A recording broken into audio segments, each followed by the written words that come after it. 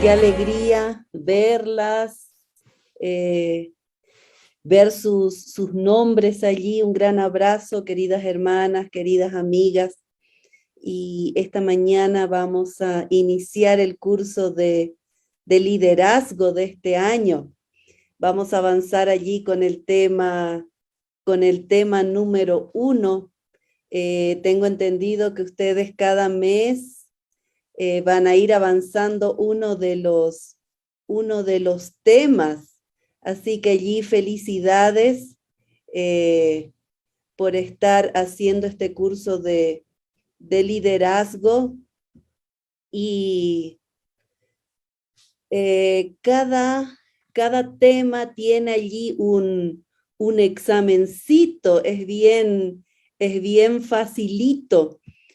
Pero no se preocupen porque yo sé que ustedes van a poder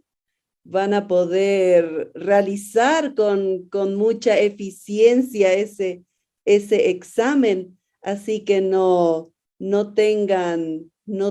estén tristes. Además, yo les voy a ir diciendo las preguntas para que ustedes vayan ahí anotando lo que es importante del tema y puedan después completar, o Glauci ya les va a decir cómo va a ser ese examen, así que no se preocupen. Miren, el tema que vamos a avanzar hoy es condiciones de las mujeres en tiempos bíblicos. Y quizás ustedes puedan decir, ¿y por qué vamos a tratar este tema? ¿Cómo era la costumbre de las mujeres en tiempos bíblicos? ¿Qué hacían ellas?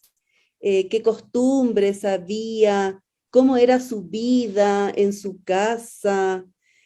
¿A los cuántos años ya hacían allí el contrato de matrimonio? O sea, muchas cosas interesantes. Y vamos a ver cómo esto puede ayudarnos en nuestra vida. Y miren, yo quiero que podamos ver cuántos miembros somos nosotros en Bolivia. Miren, aquí en esta diapositiva nos habla, en Bolivia tenemos 126.209 miembros, y de los cuales 68.587 son mujeres. O sea, en la iglesia, las mujeres somos 68.587, y eso corresponde al 54.3%. Y todas las que somos parte de las mujeres de Bolivia tenemos diferentes costumbres, tenemos totalmente diferentes costumbres solamente viendo un país.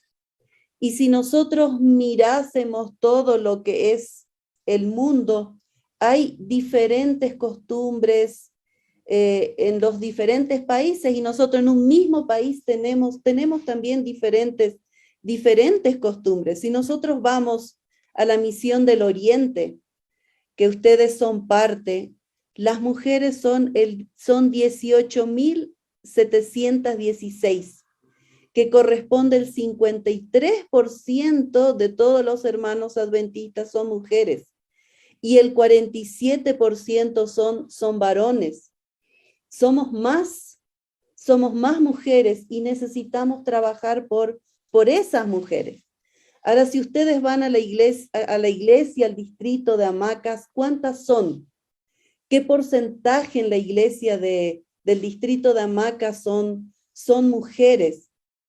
Y nosotros hoy queremos ver cómo eran esas mujeres de los tiempos bíblicos, cuáles eran allí sus costumbres, cómo eran ellas. Y aquí esta cita de Elena G. de White en Consejos para los Maestros nos dice por qué es bueno que nosotros estudiemos sobre las mujeres en tiempos de la Biblia. Y miren lo que dice esta cita: el comprender las costumbres de los que vivían en tiempos bíblicos, así como también el lugar y tiempo en que se produjeron los acontecimientos, Es un conocimiento práctico porque ayuda a presentar con claridad las figuras de la Biblia y a recalcar las lecciones de Cristo. O sea, si nosotros comprendemos cómo eran las costumbres, nosotros vamos a poder entender con más claridad la verdad bíblica. Y entonces yo quiero allí que ustedes, a medida que vamos avanzando con el tema, ustedes puedan ir allí viendo en qué forma la vida de una mujer de los tiempos bíblicos es la misma que la tuya. Esa es una de las preguntas que tiene allí vamos a decirle, cuestionario que van a tener que llenar. No vamos a decir examen porque eso a algunas nos asusta cuando dice examen. ¿Cómo era la vida de esas mujeres? ¿Cómo se parece a la mía? ¿Cómo se parece a la tuya? Y también allí, ¿en qué difiere? Y una de las preguntas allí dice, ¿en qué fue la vida de Débora diferente a la tuya? Allí cuando menciona el nombre de Débora, no se refiere a la profetisa que nos habla la Biblia, sino que nosotros vamos a escuchar la historia de una niña que se llamaba Débora, no la Débora la profetisa, sino una niña X de tiempos bíblicos que también le pusieron el nombre de Débora.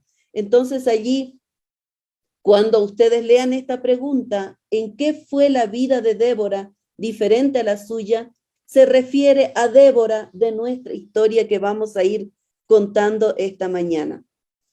Débora nació en una familia del campo, una familia rural, y su casa era a un día de camino de Jerusalén. O sea que tenía que caminar un día para poder llegar a su casa. La mamá de Débora se llamaba Raquel, y Raquel ya había tenido dos hijos varones. Y ahora Raquel nuevamente estaba embarazada, y allí era ese momento tan especial de saber si era un niño, si era una niña la que iba a nacer.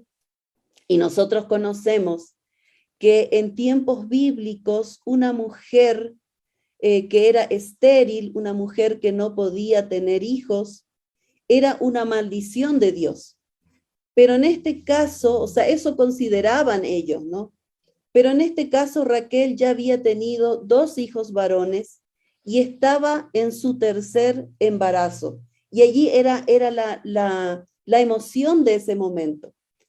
Cuando nacían hijos varones, se consideraba una bendición. Pero cuando nacía una niña, esta niña lo que aportaba era en el trabajo de la casa. Pero consideraban cuando nacía un varón que era una bendición especial. Entonces todos allí esperaban tener un varón, incluso las mujeres hebreas. Todas esperaban que su hijo pueda ser el Mesías prometido, y todas querían ser la madre de ese Mesías prometido. Entonces, cuando llegó el momento ya allí del parto, las parteras, las amigas, las ancianas, fueron allí para poder ayudar a Raquel. Y miren lo que dice aquí la diapositiva. Al nacer un hijo, la madre daba a luz apoyada sobre un pequeño asiento parecido a una rueda giratoria del alfarero. O sea, esa era una de las maneras que allí daban a luz. Se apoyaban en una rueda parecida a la rueda del alfarero. Y entre los hebreos, las mujeres con frecuencia se ponían en cuclillas sobre dos ladrillos o piedra para dar a luz. Imagínense cómo era ese momento, ¿no? Apoyadas en cuclillas sobre dos ladrillos o sobre piedra. Y aquí hay una antigua estatuilla de dos parteras que están ayudando a una mujer a dar a luz. La profesión de ser partera era una de las pocas profesiones que podían tener las mujeres. No había muchas profesiones que ellas pudieran hacer, pero sí una de las profesiones que la mujer podía tener era la de ser partera. Imagínense allí en la habitación donde iba a nacer ese nuevo bebé. Quizás allí las parteras apoyando, ayudando allí a Raquel, sale una cabecita con un cabellito negro, después de salir la cabecita, un hombrito, el otro hombro, salió el cuerpito y después allí un silencio. ¿Y por qué ese silencio en esa habitación? Porque ese bebé que había nacido era una niña y no se consideraba una bendición que hubiera sido si hubiera sido un varón. Pero así nació Débora, la niña de nuestra historia. ¿Y cómo era ese ambiente donde Débora nació? Aquí vemos una foto de una casa campesina y nos cuenta las costumbres, el uso, las costumbres de aquella época, que el suelo era de tierra o podía ser de piedras. Normalmente las casas eran de una sola habitación y los animales estaban también allí en ese lugar. Entonces, en ese lugar en esa habitación donde nació Débora, quizás era allí de tierra, su madre allí posiblemente apoyada en dos ladrillos, quizás algún animal en ese momento había entrado, habría dejado alguna cosita allí, tal vez había algunas moscas, insectos. En esas condiciones nacían los bebés. Y allí ustedes pueden ver esta casita, cómo es el techo y cómo allí secaban los granos en el techo. Y así eran las condiciones de la vida en esa época. Miren esta imagen aquí de un interior. Algunos comentan que la parte de la entrada de la puerta muchas veces era de tierra y la que estaba más alejada podía ser de piedras. En las habitaciones tenían una lámpara para poder alumbrar, o sea, esa habitación era una habitación oscura. Si volvemos a la anterior, había una puerta de ingreso y una ventanita, y esa ventanita era pequeña, y solían tapar esa ventana para que los intrusos no entren a la casa. Entonces esas casas eran oscuras, no había una iluminación, no había ventanas grandes, y allí usaban una lámpara como la que está aquí, ponían aceite de oliva, una mechita. ¿Y se acuerdan ese versículo que dice, no prendes una lámpara y la pones bajo del almud? O sea, esto que está aquí es un almud, donde podían apoyar sobre esto las lámparas. O sea, el almud, como dice acá, era una medida de capacidad, una medida para poder medir los líquidos, y lo ponían volteado, y en la volteada este recipiente de capacidad, y sobre esto ponían allí la lámpara. Y ese versículo dice, si prendes la lámpara no la vas a esconder debajo, o sea, metida ahí debajo de este recipiente, sino que la vas a dejar allí brillar. Es así como nuestra vida tiene que iluminar la vida de nuestra familia, la vida de nuestros semejantes. Y es cuando nosotros conocemos cómo eran las costumbres, qué es un almud y muchas cosas allí de la historia bíblica, podemos comprender realmente más lo que la Biblia nos quiere enseñar, las lecciones que nosotros debemos aprender. Igual el fuego para cocinar podían hacerlo en la parte exterior de la casa, como también en la parte interior de las casas. Ahora, volvamos un poquito antes de ver la educación. ¿Cómo era durante el embarazo de las mujeres de tiempos bíblicos? Cuando allí nació Débora, su mamá también estaba feliz porque durante todo el embarazo ella no tomaba un baño caliente, porque decían que al tomar un baño caliente podía provocar el aborto. Entonces ahora, después que Débora nació, ella pudo tomar ese baño caliente después de tantos meses de no haberlo tomado. También no podían comer las verduras, tampoco alimentos con grasa, con comidas saladas. Claro que hay cosas muy buenas, ¿no? Que no se alimente de grasa para poder cuidar allí al bebé, ¿no? Pero había también otras ideas y costumbres que realmente no era algo muy positivo. Miren, decían en tiempos bíblicos, comentaban y decían, un hombre está obligado a decir 3 bendiciones. Y decían, bendito tú que no me hiciste un pagano, que no me hiciste una mujer y que no me has hecho un bruto. Wow, ¿no? O sea, realmente nacer varón era una bendición para poder decir esta frase, ¿no? Y las mujeres era una bendición que ellas tengan un hijo varón, pero el ser estéril se consideraba una maldición de Dios.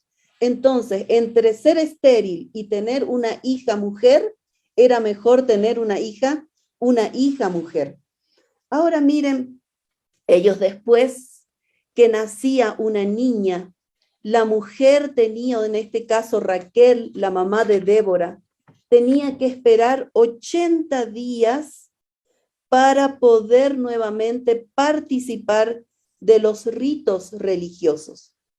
Y si era varón, tenía que esperar 40 días para poder participar de los ritos religiosos. Cuando el bebé que nacía era un varoncito, al 8º día, cuando se le hacía la circuncisión, allí se le ponía el nombre. Pero cuando ese bebé era niña, tenía que esperar 14 días para darle el nombre. O sea que Débora, después de haber nacido, tuvo que esperar su mami 14 días para recibir oficialmente el nombre de Débora. Qué diferentes eran las costumbres en la época de los tiempos bíblicos. Y si ahora miramos lo que era la educación, la mamá, la madre, era la encargada de la educación de los niños pequeños, varón como mujer, pero después el varoncito recibía allí la educación de su papá. Si nosotros vamos y pensamos en la familia de Jesús, su papá le enseñó a ser carpintero, le enseñó allí a poder trabajar con la madera. Pero cuando era una niña, la educación la recibía de su madre. Y allí nosotros podemos ver qué se le enseñaba a una niña. Y allí dice, como parte de su educación, las niñas aprendían devociones religiosas y la historia, herencia y costumbres de su pueblo, la importancia de las leyes de la alimentación. Pero qué lindo es esta parte, ¿no? Qué lindo las mamás enseñaban a sus niñas las leyes de la alimentación. Y allí me pregunto yo, nosotras como madres, como hermanas, ¿qué enseñamos a las niñas que están en nuestra casa? Les enseñamos sobre las leyes de la alimentación, les enseñamos sobre nutrición, cómo alimentarse bien. Y en tiempos bíblicos se enseñaba a las niñas sobre las leyes de la alimentación. Se les enseñaba la diferencia entre las carnes limpias y las carnes inmundas, las carnes que no son limpias como nos enseña la Biblia. Y me pregunto, ¿qué importancia le estamos dando sobre esto en la educación de nuestros hijos? Se les enseñaba sobre los rituales sabáticos. Se les enseñaba el momento que empezaba, la hora que empezaba el sábado. Se les enseñaba qué acciones se realiza allí el sábado, todo sobre los rituales del día sábado. La preparación de la comida de la Pascua, se les enseñaba a tejer, a cocinar, a cuidar de los animales, así como también aprendería a tocar instrumentos musicales. Y allí nos dice los instrumentos musicales que las niñas allí podían aprender a tocar el arpa, la pandereta, el laúd o el timbre. Eso era lo que se les enseñaba allí a las niñas. Y los bebés que nacían eran alimentadas por sus madres, pero en caso de que la madre no podía, estaban allí las nodrizas que ayudaban en la alimentación de los bebés. Y allí nosotros nos podemos remontar a la historia de Moisés, que allí su madre, cuando la hija del faraón encontró a Moisés allí una cesta, Jocabed, la mamá de Moisés, hizo de nodriza. Ella la alimentó a Moisés. Y allí vemos nosotros cómo eran las costumbres, muchas tan diferentes a las nuestras, y costumbres tan lindas como lo que ellos no descuidaban, la enseñanza sobre las leyes de la nutrición. Ellos no descuidaban los rituales, enseñar a sus hijos sobre el sábado, sobre los rituales del sábado. Y si nosotros vamos allí y estudiamos un poquito cómo era el matrimonio, o sea, en qué momento Débora tenía la edad suficiente para poder allí, sus padres poder concretar allí un matrimonio para ella, buscar allí al varón que iba a ser su compañero. Y entonces allí dice que ellas llegaban a esa edad para poder contraer matrimonio, la edad de la menstruación, o sea, más o menos allí a los 12 años se comenzaban los preparativos para su matrimonio. Se esperaba que esa niña se mantuviera virgen hasta el matrimonio. Y nosotros, si vamos a la Biblia y buscamos allí en San Lucas, capítulo 2, versículo 41, nos habla de la edad en que Jesús fue allí al templo. San Lucas, capítulo 2, versículos 41 y 42, dice, iban sus padres todos los años a Jerusalén en la fiesta de la Pascua. Cuando tuvo 12 años, subieron a Jerusalén conforme a la costumbre de la fiesta, porque era esa la edad que la niña como el varón dejaba lo que era la niñez y entraba a la juventud, entraba a la edad adulta, y era la edad también que se concretaba allí los matrimonios. Entonces, no dice que los padres en todas las veces obligaban a sus hijos a contraer matrimonio con alguien que ellos no elegían. Si nosotros recordamos allí justamente lo que leímos hoy en Revivados por su palabra, la historia cuando el criado de Abraham fue a buscar esposa para su hijo Isaac. Ahí Rebeca pudo decidir, yo voy.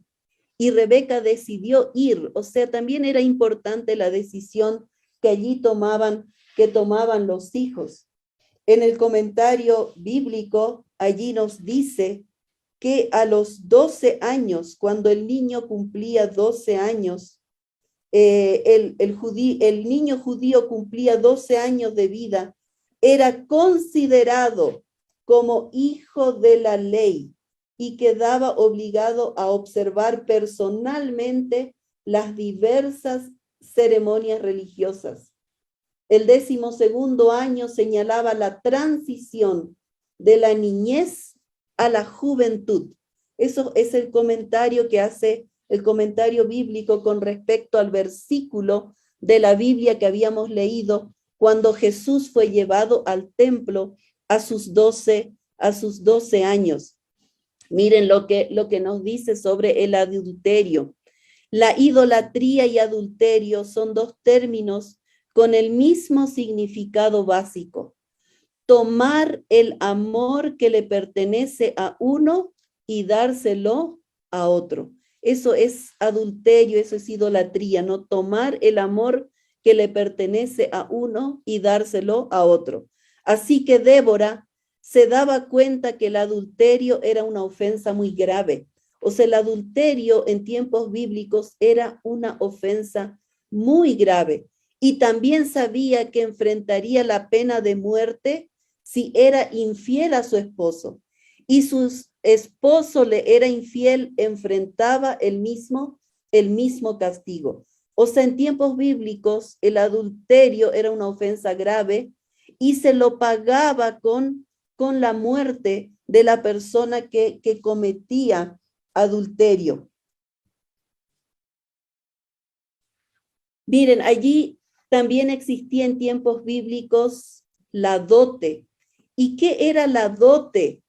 Era prácticamente la herencia que allí recibía la niña. O sea, cuando Débora cumplía sus 12 años y se hacía ahí el contrato para su boda, para su casamiento, la dote era considerada como una herencia. Miren lo que dice: antes de que pudiera haber una boda, los amigos y los miembros de la familia de la novia y del novio se reunían, discutían la dote que recibía la novia de sus padres.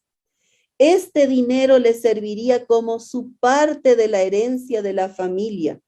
Miren, o sea, ese dinero, esa dote era como parte de la herencia. O sea, era algo muy, muy importante en su vida. Por eso cuando habla de la parábola de la dracma perdida, cómo esa mujer buscaba esa moneda y cómo ella se desesperaba para poder encontrar esa moneda porque era parte de la dote.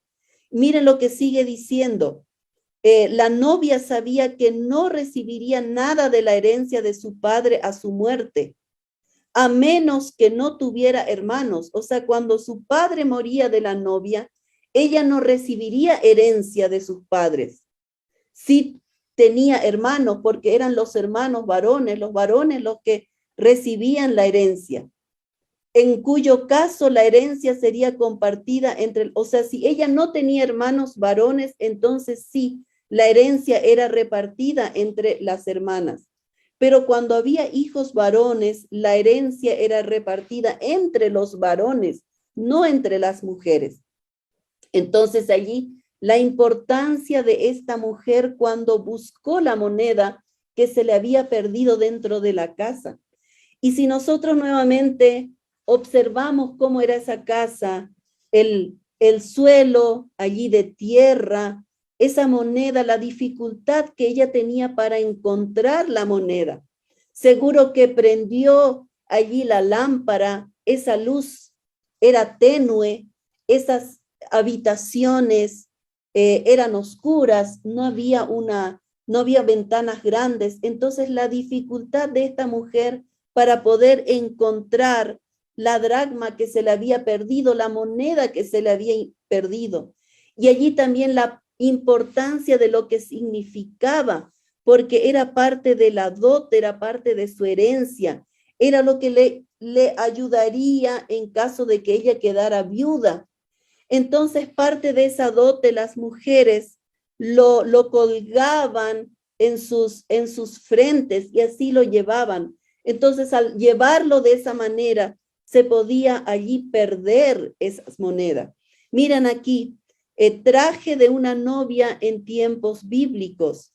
Una vez que la novia se comprometía, se hacían planes para su boda.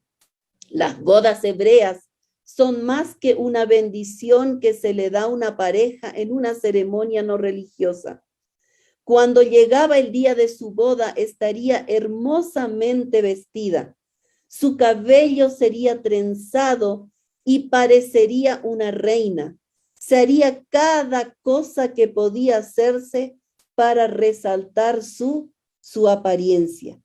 Y allí una de las preguntas del cuestionario que después ustedes en algún momento lo tienen que llenar, dice, ¿cómo nos recuerda el vestido de bodas de la novia al que Jesús, el novio, otorga a su novia, la iglesia? Nosotros sabemos que Jesús es el novio y la iglesia es la novia. Y como iglesia necesitamos de una preparación, necesitamos prepararnos para ese encuentro con el novio, que va a ser un momento maravilloso. Cuando Jesús venga a buscar a su novia, venga a buscar a su iglesia, venga a buscarte a ti, y necesitas tener esa preparación, como se preparaba allí la novia para ese encuentro con el novio en los tiempos bíblicos. Y allí nos habla del cortejo nupcial, cómo el novio se preparaba y salía de su casa con sus amigos y hacían allí una caravana para ir a la casa de la novia y poder buscar a la novia, que allí también estaban sus amigas, para encontrarse con el novio e ir en una procesión a la casa del novio que había preparado para allí, para ambos. Entonces allí nos dice, las jóvenes amigas serán las compañeras de boda y el novio estará acompañado por sus amigos. Una noche su novio dirigirá una procesión a la casa de la novia. Y si nosotros recordamos la historia bíblica de las 10 vírgenes, ¿se acuerdan? Que 5 eran prudentes y 5 insensatas, las que tenían allí sus lámparas y tenían aceite para poder encontrarse con el novio, pero allí también estaban las insensatas, que no se habían preparado para ese encuentro.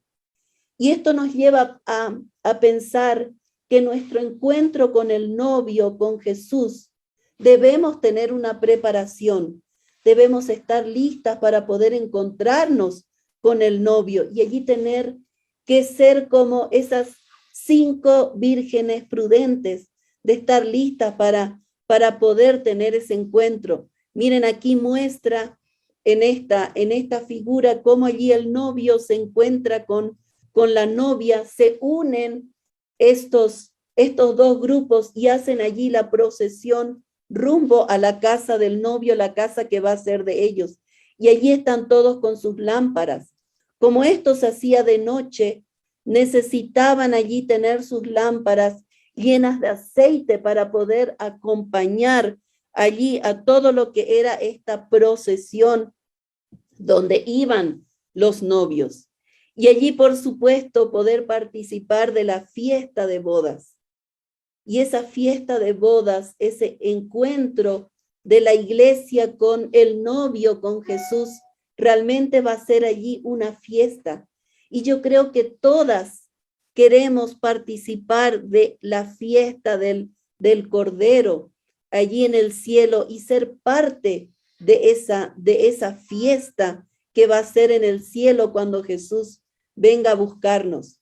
Si nosotros miramos allí en Cantar de los Cantares, hay versículos muy lindos que hablan sobre lo que es realmente un matrimonio devoto, un matrimonio que es unido por Jesús. Y allí en Cantares 3, 1 al 4 nos habla al amado de mi alma. En Cantares 2, mi amado, amado mío. En Cantares 5 se refiere al esposo como mi amigo. En Cantares 6, el cuidado mutuo, gozo y satisfacción de los esposos. En Cantares 2:16, allí dice, mi paloma, mi amada, es la única. Y nosotros si miramos allí en San Juan 14:2, nos habla de esa preparación del novio, esa preparación de Jesús, de lo que está preparando para nosotros. El novio en tiempos bíblicos, después que se hacía el contrato de casamiento, tenían unos 12 meses que el novio preparaba el hogar para los nuevos esposos, para ese matrimonio. Y así el novio Jesús nos está preparando también viviendas, nos está preparando un lugar en el cielo. En el hogar de mi Padre hay muchas viviendas. Si no fuera así, ya se lo hubiera dicho a ustedes. Voy a prepararles un lugar. Y eso es lo que está haciendo Jesús en este momento. Nos está preparando un lugar para poder ir a vivir con Él en el cielo. Miren lo que dice Apocalipsis. Gocémonos y alegrémonos y démosle gloria, porque ha llegado las bodas del Cordero y su esposa se ha preparado. Y a ella se le ha concedido que se vista de lino fino, limpio y resplandeciente, porque el lino fino es las acciones justas de los santos. Y el ángel me dijo, escribe, bienaventurados los que son llamados a la cena de las bodas del Cordero. Y me dijo, estas son palabras verdaderas de Dios. Miren, los convidados que no fueron a la casa de la novia, se les permitía unirse a la comitiva por el camino y todo el grupo va a celebrar la fiesta de bodas. Sin lámparas o sin antorcha, no pueden unirse a la procesión y no se le permitía entrar a la casa del novio. O sea, nosotros necesitamos tener una preparación, tenemos que tener una preparación, una comunión, que Jesús sea nuestro amigo ahora. Por eso necesitamos esa preparación para poder encontrarnos con el novio Jesús. Si no hay esa preparación, no vamos a poder ir a vivir con Él al reino de los cielos. Ahora Débora, casada, y ahora ella es la anfitriona del hogar. Nos dice allí que la hospitalidad era algo muy importante en tiempos bíblicos. Y ahora Débora como esposa, según las leyes de la hospitalidad del Oriente Medio, no se rechazaba a nadie. Todos eran bienvenidos a la casa. ¿Y qué era lo que ofrecía la anfitriona a los huéspedes que llegaban a su casa, a las visitas? Su primer deber era traer una jarra con agua, una toalla, allí un recipiente, una palangana, para que los visitantes al hogar pudieran allí lavarse los pies.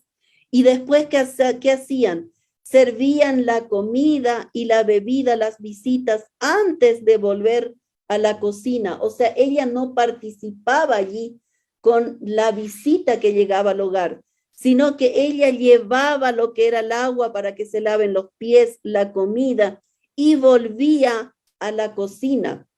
Miren, otras labores que hacían en el hogar era buscar agua en horas que el sol no era fuerte. Y entonces allí quizás era el momento que Débora podía encontrarse con las amigas y poder charlar allí un poco. Tal vez era un momento muy especial para las mujeres en tiempos bíblicos, de poder encontrarse allí con las amigas. Y Mire, nosotros cuando escuchamos la historia bíblica de María y José, cuando María estaba allí embarazada de Jesús, vemos siempre a María en el burrito y a José que estiraba el burrito. Pero la costumbre realmente en esa época era el varón que se sentaba en el burrito y la mujer iba caminando al lado. Otra de las costumbres que allí tenía Débora, que tenía que hacer en el hogar, era tamizar, era cernir, era elegir allí el trigo, los alimentos, las legumbres, eran todas actividades que ella tenía que hacer. También tenían que batir la leche para poder hacer allí mantequilla. La leche fresca se le daba solamente a los niños y después esa leche se batía para hacer mantequilla. Si miramos cómo eran las aldeas, eran pequeñas, normalmente las casas eran de una sola habitación, el piso de barro o también podía ser allí de piedras, los muebles eran muy sencillos y con animales caseros que daban vuelta allí en el hogar. Por eso ahí el excremento de los animales podían haber estado allí, las moscas, los insectos. A veces los insectos podían estar en algunas hendiduras que quedaban allí en las paredes. Miren esta figura, un hombre allí con un rodillo, como el techo era allí de ramas, de paja y de barro. Entonces, cuando llovía, eso ocasionaba de que haya goteras en las casas. Entonces, allí tenían que volver a aplanar todo el barro allí con la paja para que eso otra vez se vuelva a ser compacto y no haya goteras en la casa. Y al ser barro, ese techo muchas veces era verdecito, había plantitas porque había semillas en el barro. Entonces allí podían crecer algunas plantas en el techo. La vestimenta de los varones, la vestimenta de un hombre que trabajaba en el campo, la vestimenta de los hombres sencillos, la vestimenta de un rico. Si miran cómo era la vestimenta de una mujer campesina, quizás Débora vestía con algo parecido a esto. La vestimenta de las mujeres allí que eran más acaudaladas era diferente. Las personas usaban sandalias. Por eso esta actividad de cuando llegaba una visita a la casa, se les ofrecía primero agua para que pudieran lavarse los pies. ¿Cómo era el alimento? Miren cómo ellos se recostaban alrededor de allí de una mesa bajita y por supuesto los hombres comían allí en el comedor, pero la mujer tenía que arrinconarse a la cocina, volver allí a la cocina, servía y tenía que volver a la cocina para poder servirse los alimentos. Aquí vemos a mujeres que están allí moliendo el grano y esto lo hacían con mucha frecuencia, moler el grano de trigo para después todos los días poder preparar lo que era el pan para todo el hogar. Aquí vemos un molino de aceite, cómo se hacía el aceite allí de oliva y cómo preparaban ese aceite que lo utilizaban de tantas maneras, el aceite de oliva. Pero acá quiero ver algo muy, muy especial para nosotros. Y lo que el pueblo de Israel, lo que allí la mujer en tiempos bíblicos tenía un cariño especial, tenía algo especial de enseñar a sus hijos principalmente sobre el sábado. Y hay una pregunta también allí que dice, ¿Están todos los miembros de mi hogar involucrados en la preparación para el sábado? Y entonces allí me pregunto, ¿qué enseñamos nosotros a nuestros hijos acerca del sábado? Para Débora y para toda mujer de tiempos bíblicos, que llegue el sábado era algo muy lindo, algo muy diferente, algo esperado. ¿Por qué? Con una vida tan ocupada que ellos tenían, el reposo del séptimo día, el reposo del sábado, llega como un oasis, como un momento esperado, un momento para descansar, en el desierto como un oasis. El oasis era un lugar donde había agua, donde había palmeras, y el sábado era como un oasis, un momento para poder descansar. Era un momento dulce para el descanso de todo el trabajo durante la semana. Y esto ellos enseñaban a sus hijos, enseñaban sobre la recepción del sábado, enseñaban cómo prepararse para el sábado, enseñaban cómo pasar esas horas del sábado. Y aquí tengo esta música sobre el Shabbat que me gustaría que lo podamos escuchar. Creo que no me da la opción de pasarlo. Bueno, no importa, pero la música nos habla de ese momento tan especial cuando llegaba las horas del sábado. Los varones salían del campo y se dirigían al hogar, y allí recibían el sábado, el Shabbat, era un momento muy especial. El carpintero dejaba de hacer los muebles, de golpear la madera, de lijar la madera, y dejaban todo lo que era el trabajo secular, todos los afanes, para poder allí recibir el sábado en familia.